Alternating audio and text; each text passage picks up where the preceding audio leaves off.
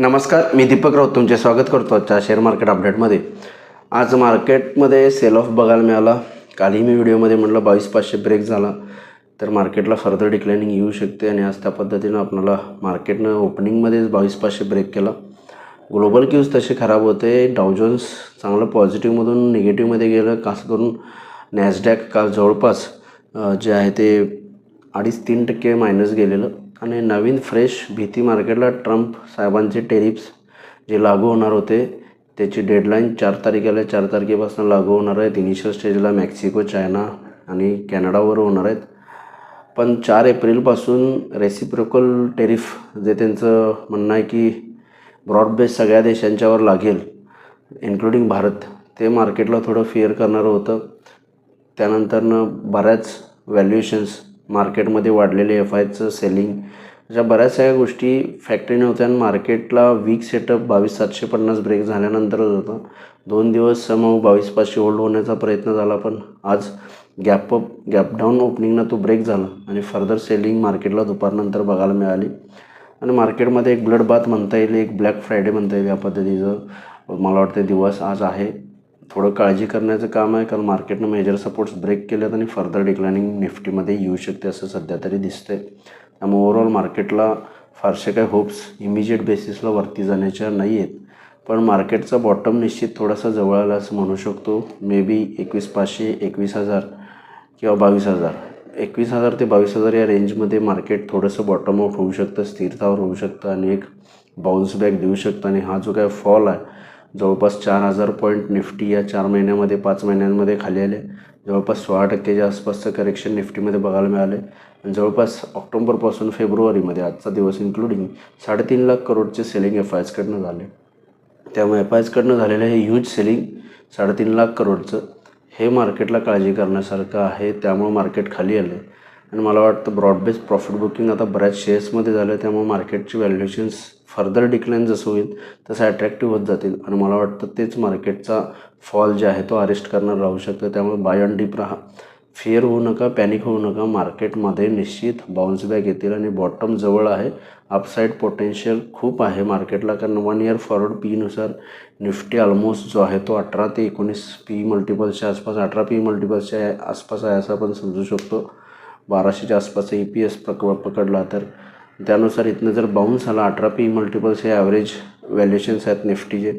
Average 5 वर्षाचं PE multiples 24 आहे. त्यामुळे जर मार्केटला इथून बाउन्स झाला तर कमीत कमी 7,000 ते 8,000 पॉईंटचा राईज ॲव्हरेज व्हॅल्युएशन्स रीच होण्यासाठी निफ्टीमध्ये येऊ शकतो. पण तो कधी हे सांगू शकत नाही. इमिजिएट तर निश्चित येणार नाही आहे, पण मला वाटतं मार्चमध्ये मार्केट थोडंसं बेस फाउंडेशन करेल असं मला वाटतं. मार्च महिन्यामध्ये नेक्स्ट वीकपासून चालू येईल मार्केट थोडं बेस फॉर्मेशनकडे लक्ष देईल, कारण 21,000 ते 22,000 एक स्ट्रॉंग मल्टिपल सपोर्ट झोन आहे जिथं मला वाटतं व्हॅल्युएशन्स पण अट्रॅक्टिव्ह होतात. फंडामेंटली टेक्निकल सपोर्ट्स पण खूप आहेत आणि एक बऱ्यापैकी बुल मार्केट करेक्शन एक 15 ते 18%च्या आसपासचं लागतं. तेही इंडेक्समध्ये आता पूर्ण होताना बघायला मिळते. 16%च्या आसपासचा फॉल आहे. त्यामुळे 15-1-2% आणखी वर खाली येऊ शकतं, मार्केट थोडं खाली येऊ शकतं. पण ओव्हरऑल लॉंग टर्मसाठी मार्केटचे व्हॅल्युएशन्स अट्रॅक्टिव्ह झालेत.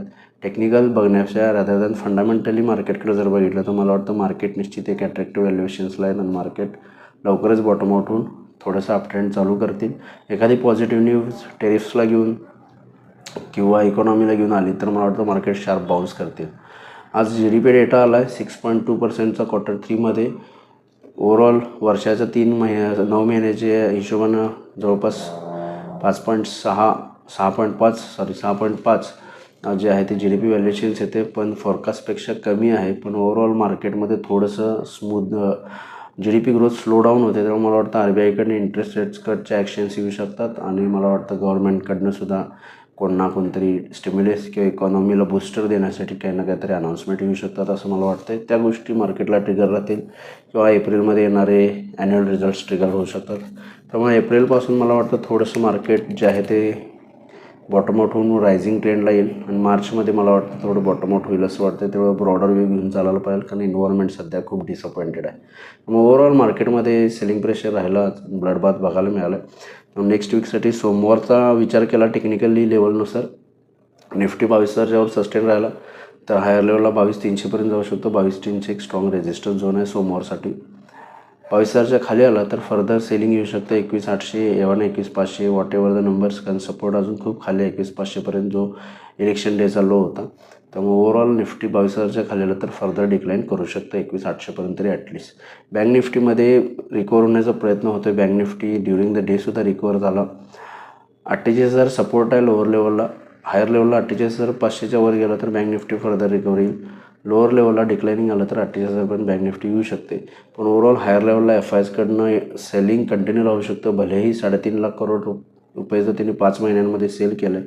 मला वाटतं फर्दर सेलिंग FIsकडनं कंटिन्यू राहू शकतं unless and until bond yield जे आहे ते USच्या 10 year बॉन्ड यील्ड्स 4.5%च्या बिलो येत नाहीत आणि एक फर्दर रेट कट्स USमध्ये फेडरल रिझर्व्ह इंडिकेट करत नाही रेट कट होणार आहेत, तोपर्यंत मला वाटतं FIचं सेलिंग कंटिन्यू राहू शकते या मार्केटमध्ये. त्यामुळे ओव्हरऑल थोडंसं कॉशियस राहा. पण फंडामेंटली लॉंग टर्म व्हॅल्युएशन्सनुसार मार्केट स्वस्त होतं आहे. शॉर्ट टर्म टेक्निकली मार्केट्सला डिक्लाइनिंग येऊ शकते. तेव्हा मागाशी जर टेक्निकल लेवल सांगितलं त्यानुसार तुम्ही मार्केटमध्ये वॉच ठेवू शकता टेक्निकल लेवल्सला. आज NSEमध्ये 346 शेअर्स पडलेत, त्या बाजूला 2298 शेअर्स पडलेत.